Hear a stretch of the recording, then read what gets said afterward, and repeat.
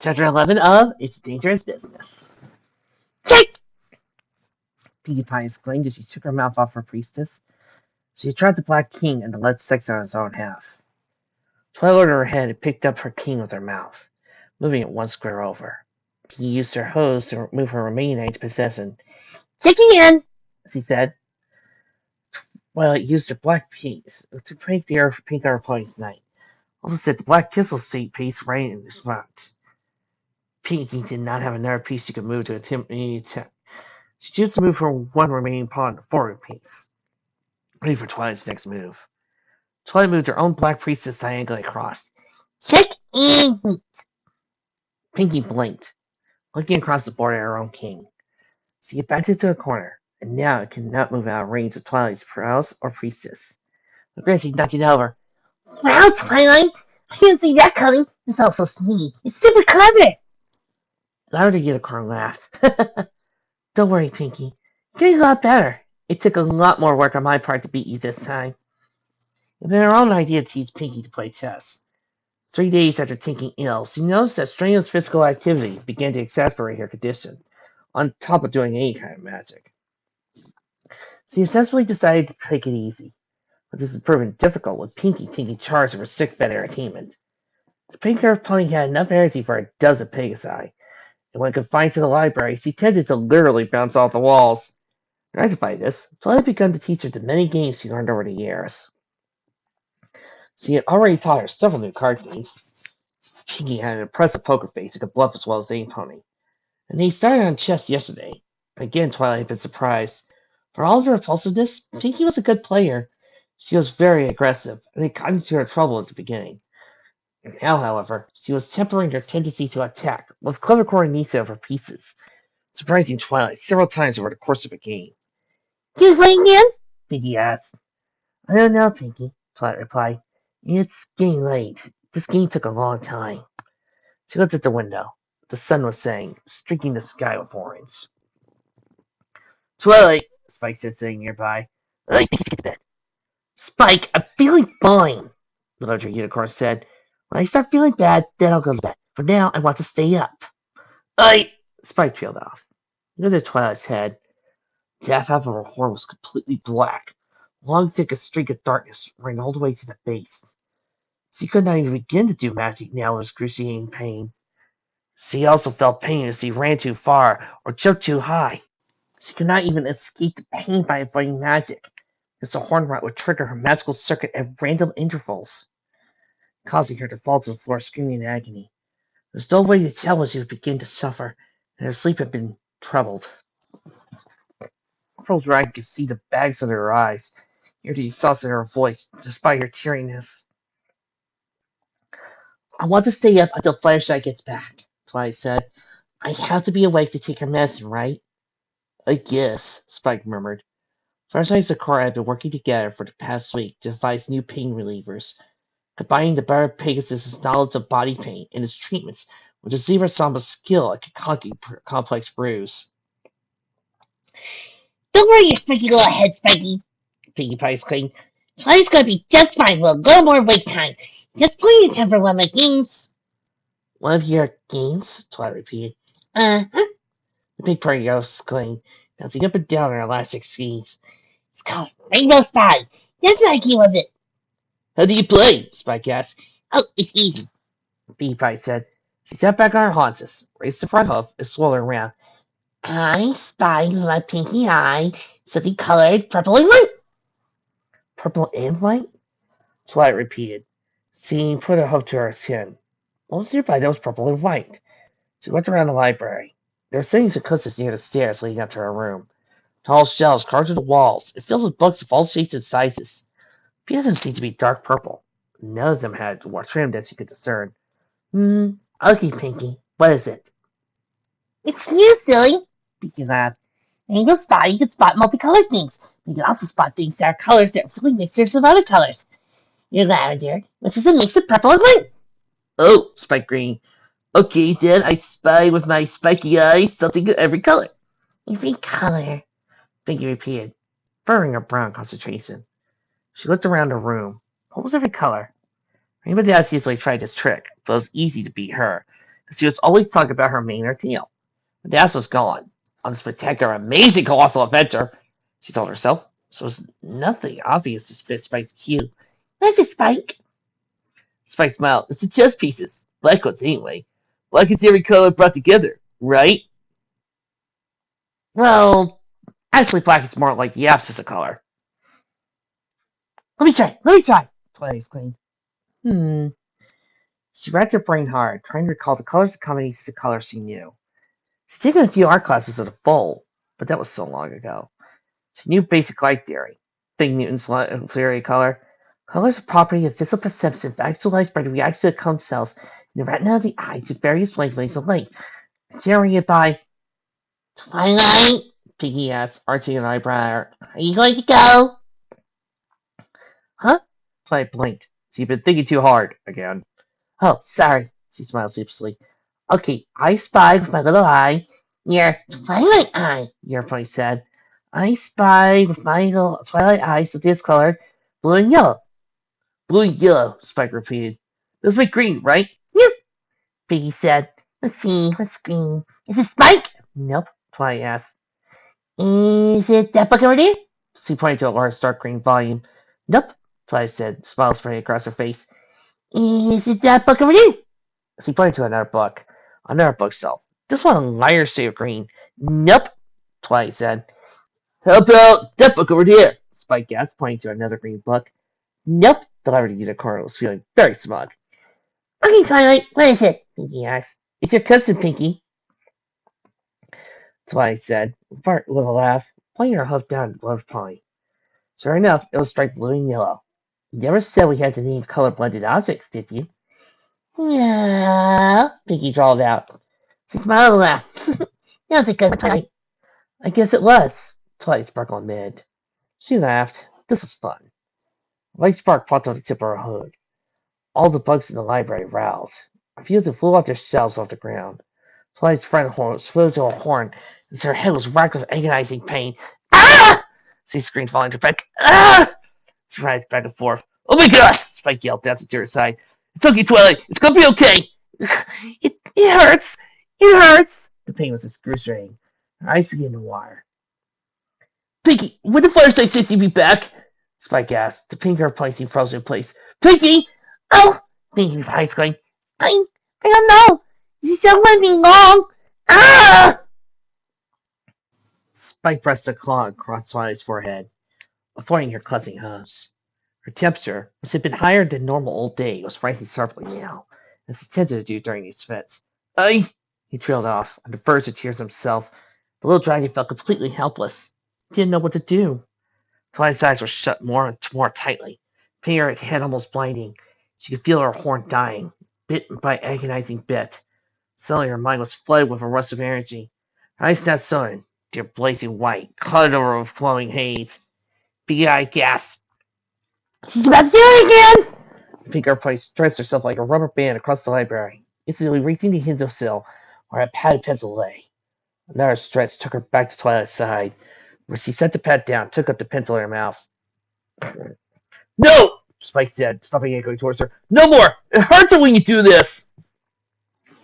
Twilight's fits of pain were often accompanied by flares of magic.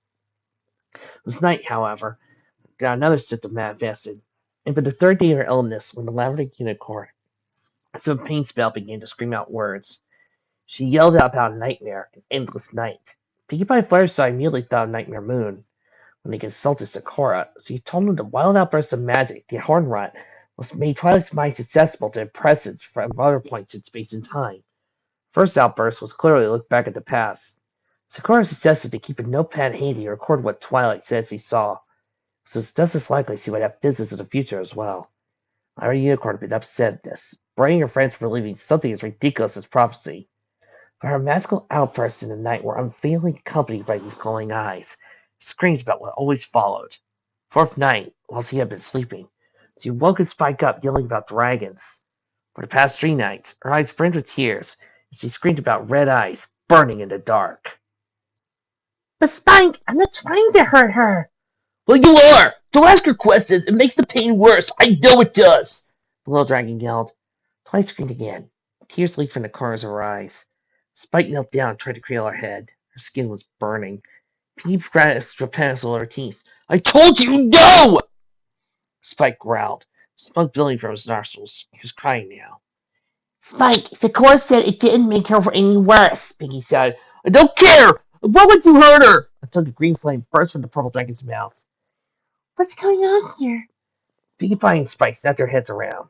Flashlight stood in the open door of the library. Burlett's saddlebag tickled between her flanks. Turquoise eyes blazed with quiet fury. Her friend's attention, as she amplified her anger and gaze.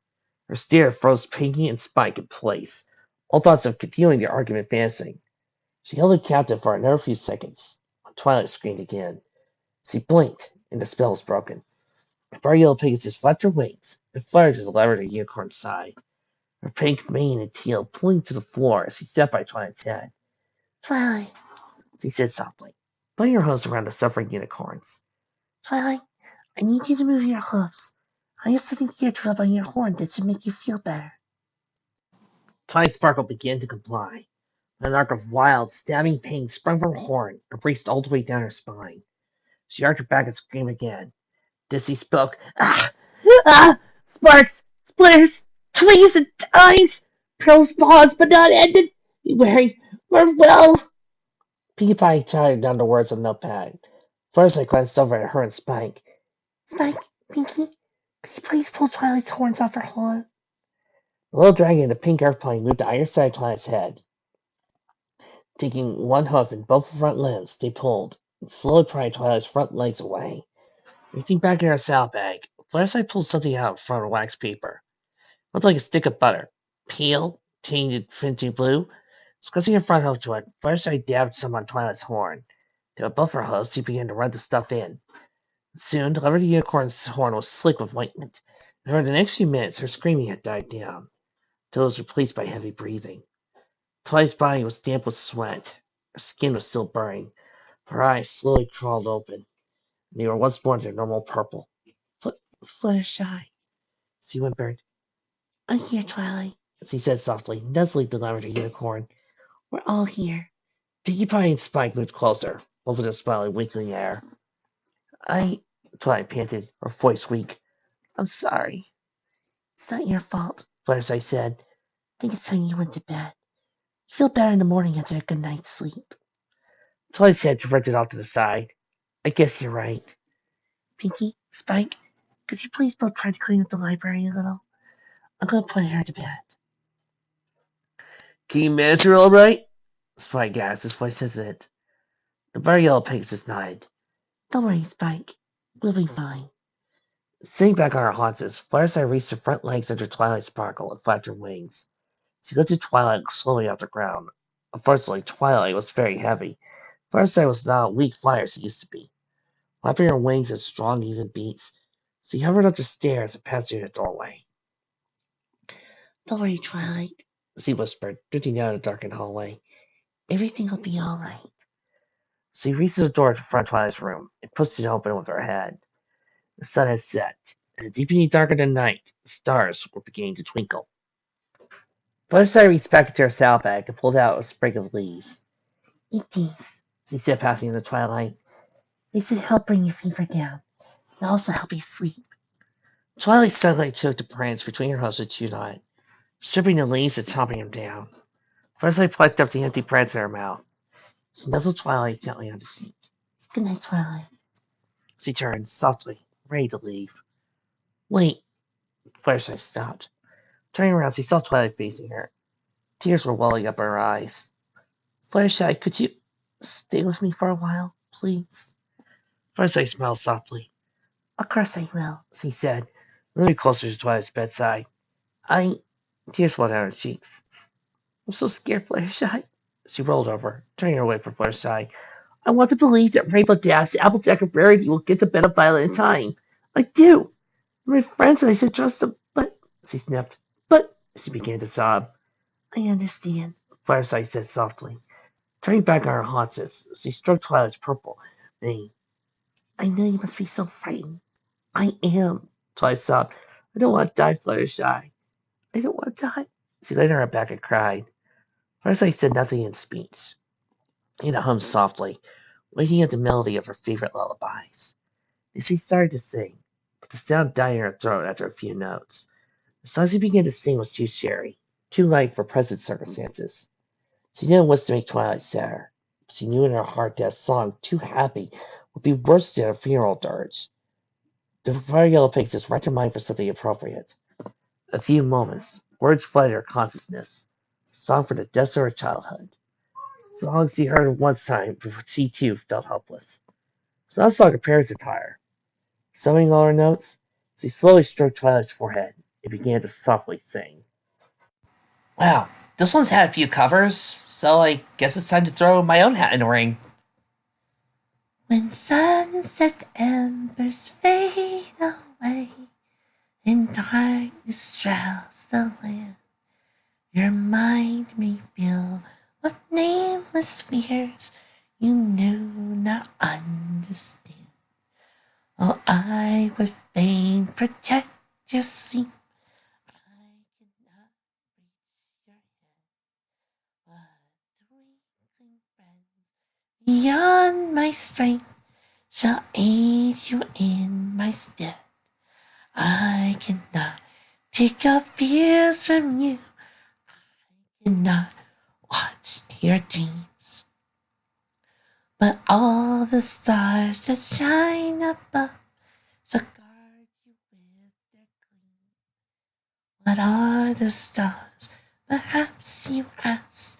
The answer is a tale told by ways of many folk through forest, glen, and dale. The ponies say the stars are luminous, tears from long ago. The dear folks say they are souls of those we used to know. The camels say stars are sun that burn in empty space. The bison say they are the light shone from the great one's face. Whatever species speak the truth, on this I all agree. The stars they stand watch into the night and light the galaxy. In your hour of fearfulness, when you feel most alone, know that they are with you, and they shall guide you home. And I am with you too. They love you. I love you. So do not be afraid. Sing now, dream now. Firesight's voice faded to quiet. Twilight was breathing gently. Her eyes were closed. The burning yellow Pegasus leaned in close. She was asleep. Drawing up to her face, Firesight gently kissed the tears off her cheeks. Sweet dreams, Twilight, she whispered. She exited the Labrador Unicorn's bedroom, softly closing the doors behind her. Making her way down the stairs, she saw Pinkie Pie and Spike sitting near each other on the floor of the library, both looking very sad. Spike looked up as he approached. Is she better? He asked gently. First I nodded. She's asleep. Oh, little purple dragon said. His green eyes flickered towards the door. Back to Fluttershy, towards the floor again. Can't I go sit with her? First I nodded. Of course you can, Spike. Thanks, he said, rising to his feet. He started for the stairs, but stopped to turn around. Uh, Pinkie Pie, he said slowly. I'm sorry. Didn't mean to yell at you. It's okay, Smikey, the pink earth pony said brightly. If my sister was sick, I'd be upset too. Spike's expression was unreadable for a moment. He then nodded and started towards the stairs, taking them one at a time with short, stubby legs. He softly padded to the doorway and left their sight. Sighing, Fluttershy flew over to one of the cushions and flopped down onto it, lowering her head, stretching out her wings. Her muscles ached, though she had no particular exercise that day. Poor Spike, she said softly. Poor Twilight. I can guess how super burning he must be, Pinkie said softly. Her voice was bright and vivid. Even though he has to know our friends are gonna make sure everything is okay. Fluttershy tucked her head into her front legs. She blinked, carefully thinking about her next words. I'm beginning to think, she said finally. We should let Twilight's parents and her brother know what happened to her. But why should we make them worry? Pinkie asked. After Dad and Verity and Applejack are back at Twilight's bed, Dad will tell them. Dad will be really worried. We'll all laugh about it and talk about how it's such a good go. Fluttershy did not respond. Her turquoise eyes narrowed. Pinkie's cyan eyes met the other ponies. Then they whined, You don't think you could do it, do you? Fluttershy took a deep breath to let it out, said nothing. Pinkie's stare turned to a glare. Fluttershy wished she could shrink into the cushion. She began. She looked away. I think they'll get to the Arkback Mountains and find a bit of Violet. Of course they will! They're our friends and you won't let us down, silly! I just don't know if they'll do it in time. But they have another week! Plenty of time they could use with Spice Fire, send it back like he said. Pinkie Pie nodded, pleased with herself. Last word catch her fancy. Ran back and began to sing a nonsense song built around the word lickety split. Fluttershy glanced out the nearby window into the starry sky. She did not have much experience with magical illnesses like this. An illness in general was something she knew well. She knew the signs of an illness, worsening when she saw them. Twilight's horn rot was fancy faster. Sakura had commented on it. 2 weeks now might not be too late. There was no way to be sure. She whimpered sadly. Applejack, leave our dance. Verity, hurry.